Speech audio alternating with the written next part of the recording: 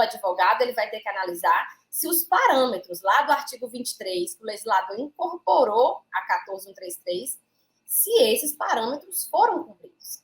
Porque o que a gente tinha antigamente eram referências, né? Como que vai conseguir um preço que é praticado no mercado? Aí você tinha lá a tal da cesta de preços.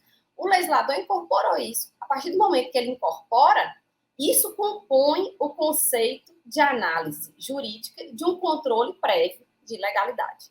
Olá! E neste segundo dia do mês dedicado a elas, temos uma estreia aqui no Boletim Diário. Ela que é advogada pública na Codevasf, mestre em Direito e pós-graduada em Licitações e Contratos. Seja muito bem-vinda pela primeira vez aqui no Boletim Diário, a professora Sara Carneiro.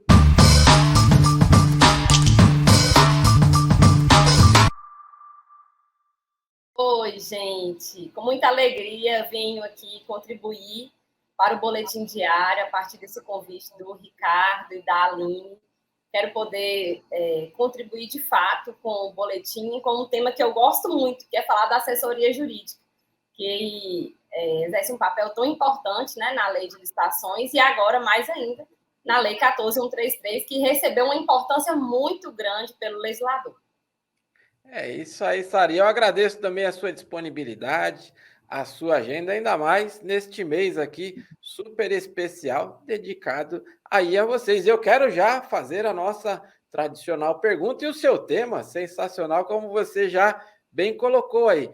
Qual a extensão do controle prévio de legalidade previsto aí no artigo 53 da nova Lei de Licitações? Doutora, por favor, o espaço é todo seu. Vamos lá, Ricardo. Eu não vou dar resposta assim pronta logo de cara, né? Eu acho que para a gente entender o controle prévio de legalidade na 14133, a gente tem que voltar um pouquinho no tempo. Voltar a entender como que era a atuação da assessoria jurídica lá atrás, né? Que eu já estou considerando que a 8666 já é passado, né? Já não pertence à nossa realidade. Na Lei 8666, a assessoria jurídica, ela tinha um papel muito reduzido. O único artigo que tinha tratando sobre ela era o artigo 38, parágrafo único, que falava que a assessoria jurídica ela deveria aprovar as minutas de edital e as minutas de contrato. O legislador, naquela época, foi assim, tímido, né? Foi muito reduzida a atuação que ele conferiu ao órgão de assessoramento jurídico e só deu para ele espaço para atuar nessas duas peças, né? Que é a minuta de edital e a minuta de contrato. Só que de 93 para cá, eu acho que o legislador foi se dando conta, né, da importância do advogado público. Como que ele pode, juntamente com os órgãos de controle, seja controle externo ou controle interno, as demais linhas de defesa, como que ele poderia realmente trazer uma segurança jurídica maior para o processo de contratação. E não deu outra, né? No artigo 53, o que ele fez foi prestigiar a atuação do advogado público, conferindo a ele o controle prévio de legalidade sobre todo o processo de contratação. Então, o que a gente tem hoje é um controle que envolve, desde lá do início, né, o documento de formalização de demanda, o conhecido DFD, até a minuta de contrato. Se você for olhar, até por uma disposição tópica, o parecer jurídico, ele é a última peça, ele é o selo, né, de fechamento da fase preparatória. Ele está no artigo 53. Quando você vai para o próximo artigo, você já tem aí a divulgação do edital. Então, o controle prévio de legalidade, ele é o fechamento da fase preparatória. Aí vamos para a pergunta, né? Qual que é a extensão desse controle? A extensão seria o quê? O que o assessor jurídico, né, o órgão de assessoramento jurídico vai analisar? A resposta talvez não agrade tanto, né, aos advogados, mas a resposta é que ele tem que olhar tudo. O controle prévio de legalidade, ele envolve olhar todos os documentos que foram produzidos na fase preparatória, desde o DFD, passando pelo estudo técnico preliminar, termo de referência ou projeto básico, ou até mesmo o anteprojeto, né, se for uma contratação integrada.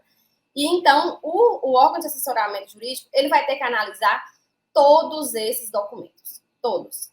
E aí você me pergunta assim, então o advogado público agora vai ter que se manifestar sobre peças técnicas, sobre temas que às vezes fogem completamente do viés jurídico, né, que é o que ele tem formação e competência para analisar? Essa pergunta, ela sempre aparece e ela é sempre refutada de forma muito tranquila, porque o próprio legislador, Ricardo, ele nos dá a resposta. O controle prévio de legalidade, ele é feito sobre uma ótica de uma análise jurídica. No artigo 53, se você for olhar lá, está escrito que o controle prévio de legalidade será exercido mediante uma análise jurídica da contratação. E o que seria essa análise jurídica? Seria analisar o quê? Em que perspectiva?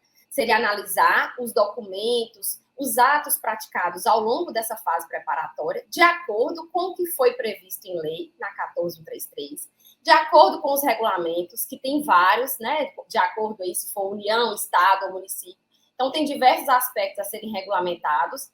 E também, né, futuramente, a gente vai ter as recomendações dos órgãos de controle. Então, essa análise jurídica, ela vai ter que considerar esses 3 pontos, né, que eu falei, o que está previsto em lei, nos regulamentos e nas recomendações. E essa análise, ela vai perpassar por todos os documentos da fase preparatória. Então, o advogado, querendo ou não, ele vai ter que olhar termo de referência, ele vai ter que olhar pesquisa de preço. Mas pesquisa de preço, eu vou ter que entender agora sobre, sei lá, pesquisa de preço de copo descartável e de PUT, de objetos tão distintos. Sim, ele vai ter que olhar, não se ele, a pesquisa de preço foi feita de forma a representar o preço praticado no mercado. Não é isso. O advogado ele vai ter que analisar se os parâmetros lá do artigo 23, que o legislador incorporou a 14133, se esses parâmetros foram cumpridos. Porque o que a gente tinha antigamente eram referências, né? Como que vai conseguir um preço que é praticado no mercado? Aí você tinha lá a tal da cesta de preços. O legislador incorporou isso. A partir do momento que ele incorpora, isso compõe o conceito de análise jurídica de um controle prévio de legalidade. Então, os advogados, eles estão, assim, né, agitados com essa amplitude, né, da atuação do controle prévio de legalidade, mas no fim das contas, eu vi com bons olhos, sabe, Ricardo, essa ampliação, porque isso conferiu ao advogado muito mais uma importância. Se você for olhar, o que a gente tinha na Lei 8666 era só uma aprovação diminuta, tanto de edital quanto de contrato. A aprovação diminuta é um trabalho extremamente mecânico, que, assim, com todo respeito aos estagiários, ele é feito com um checklist. Você pode apontar vícios, né, e defeitos de uma minuta de edital a partir de um checklist muito simples. Só que quando você recebe a atribuição do legislador, falo você, o advogado público, quando você recebe essa atribuição de analisar, de fazer um controle prévio de legalidade, há ali uma análise muito mais profunda, há ali uma análise que exige realmente uma atuação de um advogado preparado, a partir de um parecer jurídico fundamentado na lei, na doutrina, nas recomendações dos órgãos de controle, entende? Então, assim, de forma resumida, né, agora para responder a pergunta que você me fez, qual a extensão? A extensão é todo o processo de contratação, né, todos os documentos, o advogado vai ter que olhar e vai ter que selar, a partir do parecer jurídico dele, que aquele processo respeitou a legalidade, respeitou os parâmetros da lei, os parâmetros do regulamento e dos órgãos de controle, e que aquele processo de contratação tem condição de ir adiante a partir de uma divulgação do edital. Sara, você, da forma como colocou aí, eu vejo que alguns vão ficar ainda mais preocupados aí com a implantação da nova lei de licitações, pela notícia que você está trazendo aqui, mas eu só quero agradecer aí, porque você trouxe uma aula para nós aqui, e se você que nos acompanha, já em pouco menos de 10 minutos, você já viu aí tudo que a doutora Sara trouxe aqui para nós, imagine se você entrar em contato direto com ela, aí está aparecendo aqui embaixo, ó, o seu Instagram, onde ela distribui muito conteúdo e há bastante tempo. Sara, eu sempre faço isso aqui nas nossas entrevistas. Eu queria que você pudesse deixar um recado, até aproveitando agora este mês especial, aí tenho certeza da boa audiência da sua entrevista aqui, com relação aos gestores, né? Estamos prestes aí, os seus colegas advogados, ou então, né? Estamos prestes aí da data final da nova lei de licitações. Que dica que você deixa, ou alerta, sei lá, fique à vontade, o espaço é todo seu, Sara.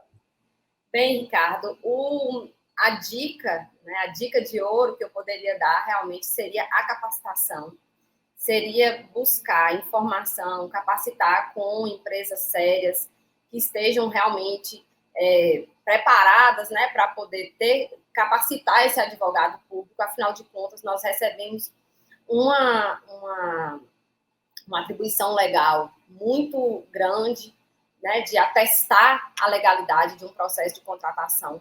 Então, a dica de ouro que eu dou é se preparar não só, né, com a capacitação, mas também com o estudo individual, a busca de boas referências, de boas obras, e sempre estar atento aí com as decisões dos órgãos de controle, que, muito embora não vinculem, né, o advogado em algumas medidas, pois representam apenas decisões isoladas, mas elas dão o direcionamento, né? Porque o que a gente tem aqui agora é um caminho escuro. A gente está começando a trilhar, e se a gente buscar capacitação, buscar o conhecimento, a gente vai ter um caminho muito mais seguro, né? Um caminho muito mais iluminado.